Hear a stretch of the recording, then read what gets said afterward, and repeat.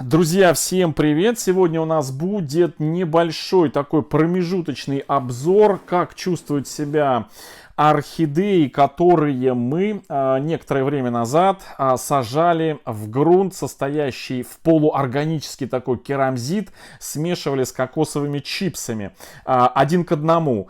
Для чего я это делал? Для того, чтобы была возможность эти орхидеи помещать, ну, во-первых, для быстрого полива, потому что орхидеи, посаженные с применением кокосовых чипсов, при погружении очень быстро впитывают воду и достаточно на долгое время удерживают эту воду внутри горшка. С учетом того, что у меня большая коллекция и мне очень не хочется долго тратить время на замачивание, на полив орхидей. Мне хочется, знаете, быстренько так аллюром пробежался, схватил вот так вот горшочек с орхидеей, макнул в воду, буквально секунды подержал, достал, поставил в кашпо и на свое место. И вот так вот там за час всю коллекцию полил.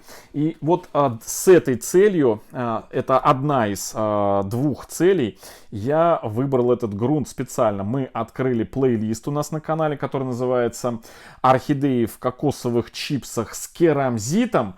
И вот там мы собираем все видео, где вот сажаем именно вот в такой грунт. На самом деле мы уже давно сажали, но так, чтобы прям вот отдельно по теме, по этой, мы такой проект на канале не делали. Вот сейчас есть плейлист, и мы сажаем специально для тех зрителей, которые хотят применить такой способ посадки, чтобы упростить уход за орхидеями и чтобы... Еще один момент такой очень важный, чтобы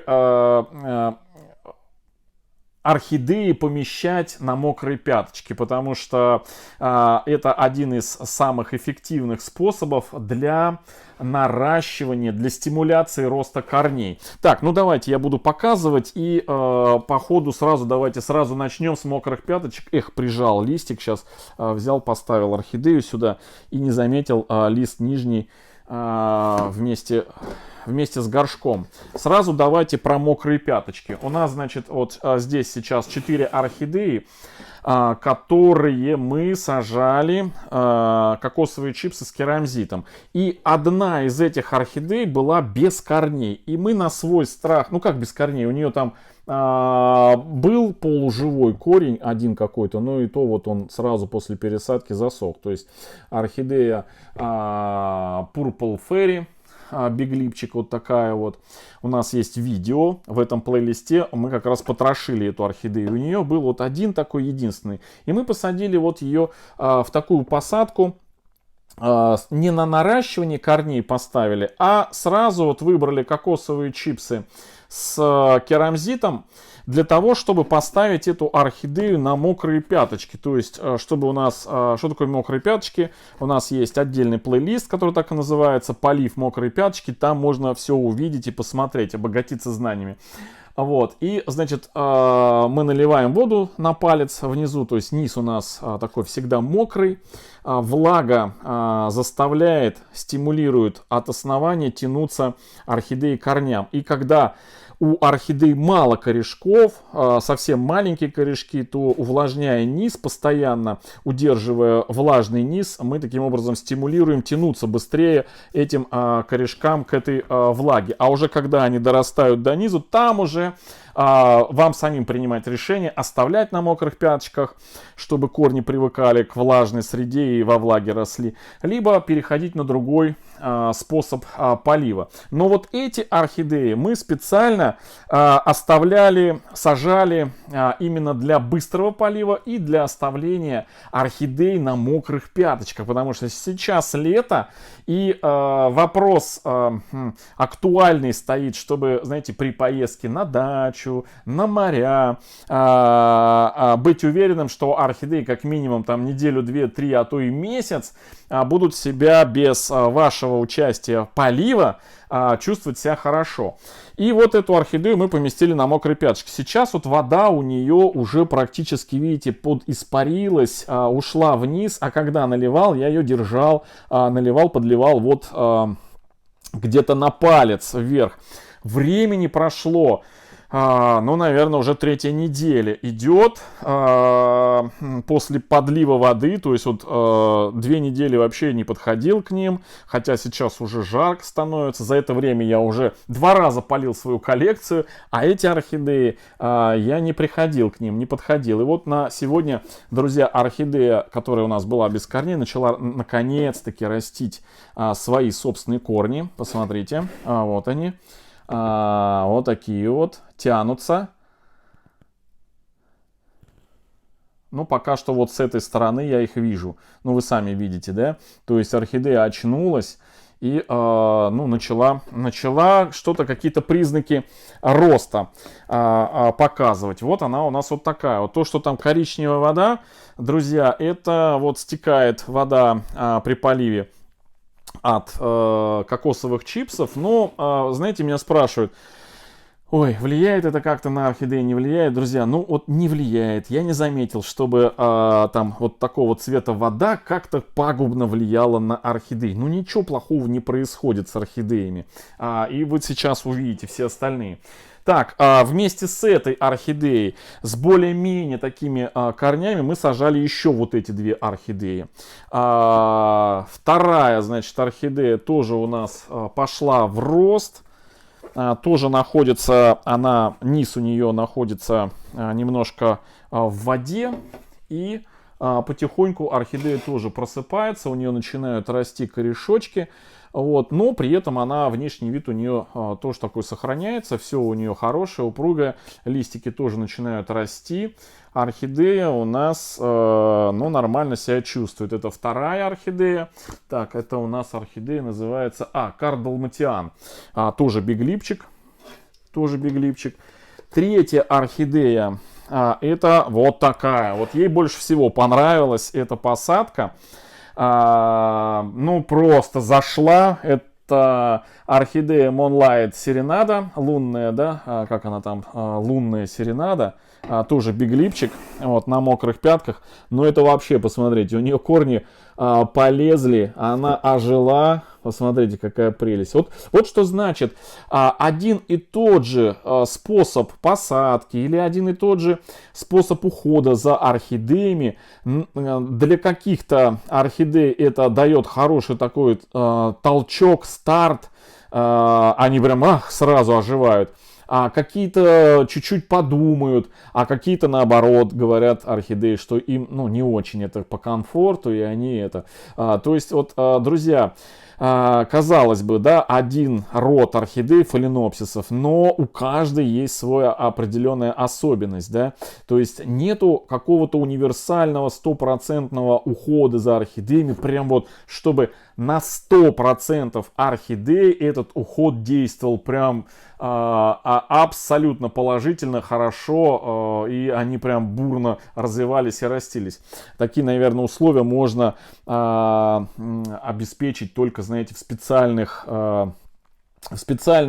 оранжереях, да, с специальной влажностью, освещением и т.д. и т.п. с температурным режимом. Но вот в домашних условиях приходится к каждой орхидее подбирать свой ключик. И вот некоторые вот так вот реагируют, да, прям супер-супер-пупер, прям поперли в рост. А некоторые думают, и причем долго думают, как вот это вот, да, бескорневая, долго думает. Хотя мы в один и тот